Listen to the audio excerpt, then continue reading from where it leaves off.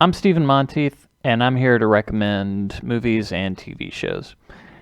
This is the first time that I'll be recording one of these specifically for YouTube. As you know, I just recently converted one of my podcast episodes into a YouTube video. You can check that out. But this one is being recorded specifically as a YouTube video. If it goes well, I may be moving the recommend feature permanently to YouTube.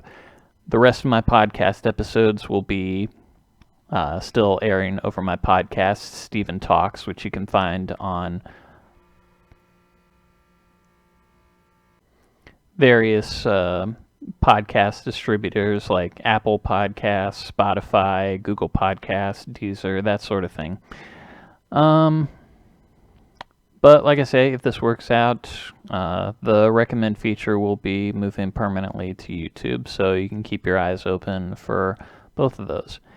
I'm going to start off with some family-friendly stuff. I promised I'd be doing more family-friendly episodes.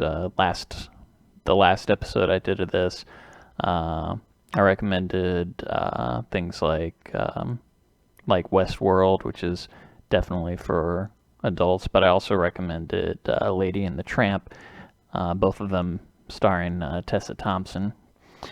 This episode, I want to start off by recommending The World According to Jeff Goldblum. Now, this is something that you can find on Disney Plus. It's a National Geographic series. If you've ever seen any National Geographic series, it's your standard going around the world, looking into the history of various things. It's very educational. You learn a lot about the history of things that we take for granted in these days. Things like coffee or sneakers or ice cream, bicycles, things like that. It's very fascinating, actually. Of course, the gimmick is it's hosted by Jeff Goldblum, who's a very interesting figure himself, and he provides a lot of interesting commentary, doing his hosting thing with his own particular personality. So that's very family friendly type thing, I think. And like I say, you can see that on Disney Plus. Something that you can't see on Disney Plus, but that you should be able to because it's a Disney original production, is a movie from 1981 called Condorman.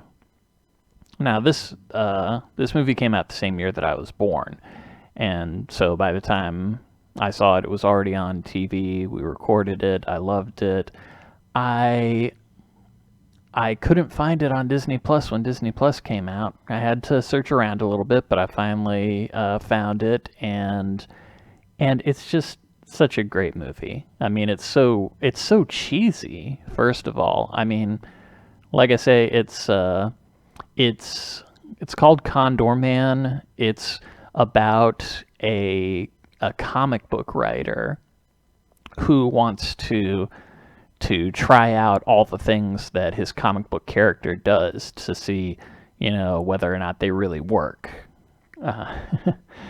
But he finds himself getting caught up in some real world intrigue, some real world spy stuff, CIA, KGB, things like that, and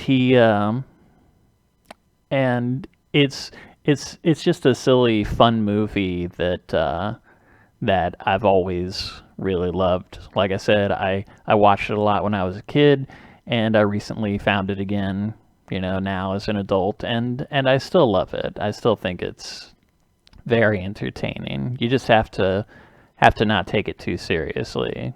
It's obviously not on the same level as the Avengers or Superman or anything like that, but it is something that is very enjoyable. Next, the next movie is a little more mature, but it was produced around the same time, the same era, but it's a more mature kind of sci-fi movie. It's called Enemy Mine. I've mentioned this one in past podcasts. I talked about how it's the most Star Trek type movie that you'll ever see that is not actually a Star Trek movie or a movie that, is trying to be like Star Trek, not like Galaxy Quest, which is of course a parody of Star Trek. Enemy Mine is a movie about about a human and an alien who are, fighting in a galactic war against each other. But they both crash land on this planet, and it's a very harsh environment. It's very violent, and they both need to band together to survive, to get through it. And um, people who people who watch a lot of Star Trek will probably recognize that the plot has a lot in common with certain famous Star Trek episodes. The first being, of course, the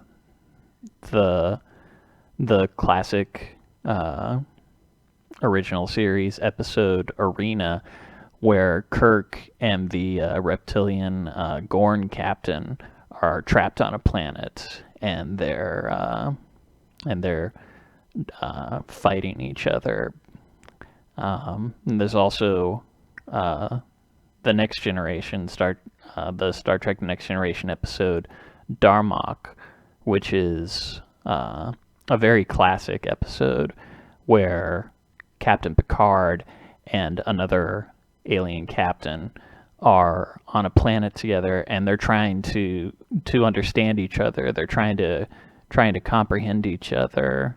They're these are both classic episodes for very different reasons, but you'll see a lot of similarities between those episodes and this movie, Enemy Mine. It's a really great movie. Something that I think a lot of Trekkies would enjoy. Okay, so moving up the scale a little bit of mature elements, there's a mini series really called Good Omens on Amazon Prime. Now this is based on the novel written by Neil Gaiman and the late Sir Terry Pratchett, and that book came out 30 years ago this month. They recently had a 30th anniversary short, a little short video that was written by Neil Gaiman and voiced by the two main actors in the miniseries, David Tennant and Michael Sheen. They play the main characters, and the miniseries came out last year this month. So it's this month is the anniversary of the book and of the miniseries that was based on it. It's about a demon named Crowley, played by David Tennant, and an angel named Aziraphale, played by Michael Sheen, and they're trying to prevent Armageddon. They're trying to stop the world from ending. All the demons, all the other demons are gung ho for the end of the world, of course, and all the other angels are are all like, well, this is God's plan, so of course we want to see the world end. But Crowley and Aziraphale seem to be the only two who want the world to keep on going. So they just so the story is all about their efforts to try and find the Antichrist and stop him from ending the world. Basically, it's it's a it's funny in a lot of ways, and it's very moving in a lot of ways too. It's also kind of controversial because well, they're they're talking about religion, and that sort of thing always sets people's hair on end, it seems. So like I say, and there are also some mature elements in the miniseries as well. Things that people might not take to quite so well. There's a lot of adult language. There's some violence, even though it's highly stylized. Sometimes it can still be pretty intense, and and there's a bit of nudity too in some parts. So just some things to keep in mind if you're gonna watch it. You can find it on Amazon Prime. It's 6 episodes long, and so a pretty brief binge there. And of course, after you're done, or instead of it, if you want, you can always just read the novel itself. That's always available. Another series that you can binge the first season of is called Avenue 5. Now this one is also pretty mature, but mostly just in terms of language, and a few disturbing scenes. The premise of it is there's this giant space luxury cruise liner called the Avenue 5, and it's taking a charted trip all the way from Earth to the outer reaches of the solar system and back again, but it gets knocked slightly off course. Now when you're talking about space, slightly off course can be disastrous. In fact, one of the running gags on the show is that they can never quite tell just how long it's going to take them to get back home now. How much more time has been added to their journey. They keep coming up with new estimates, and the estimates keep getting leaked to the passengers, and the hilarity ensues, as they say. It's sort of a dark comedy, really. It's by the same creator who made the series Veep. If you watch HBO, if you watch Veep on there with Julia Louis-Dreyfus, then you have an idea of what kind of humor you can expect from it. Some of the same actors from there, even. Also, Hugh Laurie is in the show as the captain of the cruise liner, but not really. I don't want to give away any of the real twists or whatever, because there are a few twists, a few comedic twists that make things, that make life rough for the people on the Avenue 5. Even rougher than the fact that it's going to take them a lot longer to get home than they were planning on it. And like I say, this one's kind of a dark comedy, so maybe if you're not really in the mood for that kind of thing, you might want to take a pass. But I do think it's a pretty good show, and maybe that's your thing. So if it is, you can find it on HBO. You can binge the first season of it. And the last one that I'm gonna recommend right now is probably the darkest one on this list. It's called Motherland Fort Salem. Now this is an original show on Freeform. You can watch it on Hulu, which is where I watch it. This is a show where there's an alternate history to the United States. Now it starts back before the United States even really forms. All the way back to colonial times when they were still burning witches in Salem, and only in this world, in the history of Motherland, the witches were actually real witches, and to save themselves from being burned at the stake or killed in other ways, they make a pact with the colonials, with the colonists, and they basically vow that they and all of their descendants will fight for the colonies and basically win their wars for them, and that they will they'll basically be the army for them, and in return they won't be burned at the stake or hung or whatever.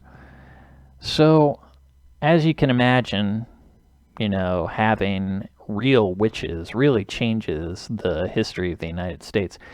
The premise, the setting of the show is in modern times, where they have this academy where these young girls are being trained in witchcraft.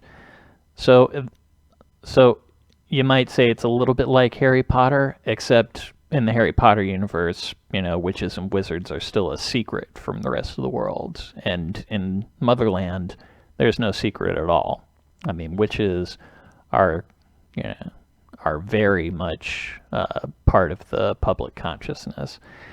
And so that changes a lot about the history of the United States. We get all these hints about the history, things like the Civil War never happening, or like the fact that the president in this timeline is a black woman, which sort of makes sense because if witches are powerful and out there, then women probably wouldn't have to fight as hard for equal rights in the United States.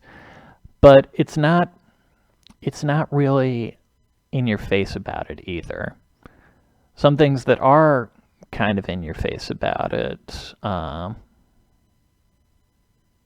like I say, the main characters are these teenage girls at a witch school, and they're basically training to be frontline troops in an army.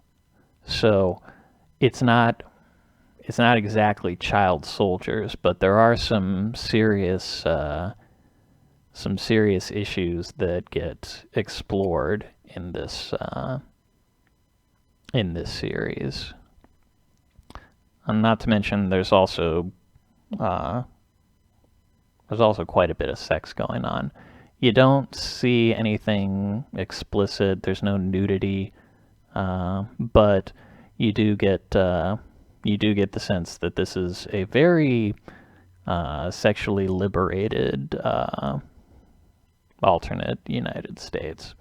So if that kind of thing bothers you, and if you're bothered by violence and things like witchcraft and whatnot, then that's going to be a pass for you probably. But I do think it's a very good series that explores a lot of important